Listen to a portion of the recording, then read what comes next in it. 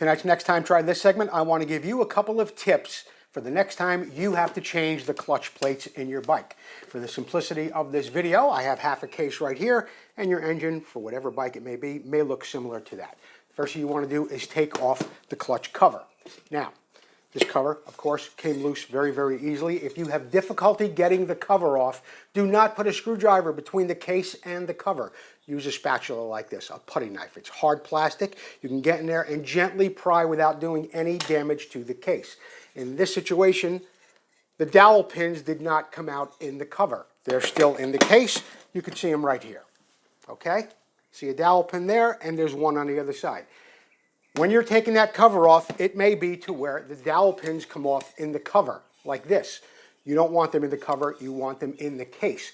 So when you go to put your clutch gasket, the cover gasket back on, it stays there right in place like you see here. Those pins are not just to align the cover, they also keep the gasket in line, so when you go to put your cover back on, you don't pinch the gasket. Now, let's move on a little bit here.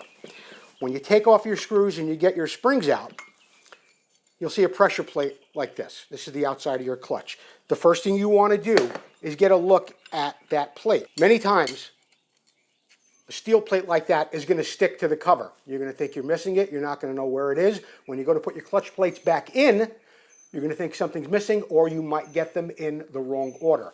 Take a look at the pressure plate. Make sure there is no steel plate on there. After you get your other plates out, if you're going to discard them, that's fine. You're going to use your steel plates again, that's okay too. Now, if you are going to use new clutch plates, here's what I recommend. Take your new fiber plates, put them in a pan with fresh oil that you use in the engine of your bike. Pour that oil over the clutch plates. Let them soak for 15 or 20 minutes. You don't need to go any longer than that. It's just a clutch plate. It's only going to absorb so much oil. It's not a piece of mahogany that you're going to wrap around a spiral staircase. So, you put some oil in there, you let them soak for a while. When you reassemble it all, make sure you know if you're going to begin with a steel plate or a fiber plate. Some other tips along the way. Yes, brake clean, an excellent item to have on hand when you go to assemble this again. You want to clean off all the edges of your clutch cover and also on your engine. Get off all the old oil that's on there. If you have a new gasket, that's wonderful. Replace it with your new gasket. If you do not have a new gasket, like this one, I would recommend a sealant like this. It's really great. It's called high-tack sealant. Dry your gasket off carefully, spray it on both sides, let it sit for 2 or 3 minutes. You put your gasket back on, you can reassemble the clutch, put your cover back on, and you're ready to go. So, make sure the surfaces are clean. Check your pressure plate. Make sure no plates are stuck to it.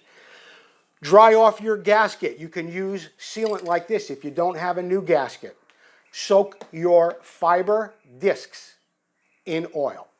10-15 minutes is all it takes. You reassemble everything, and everything should go very, very smoothly. So next time, try that.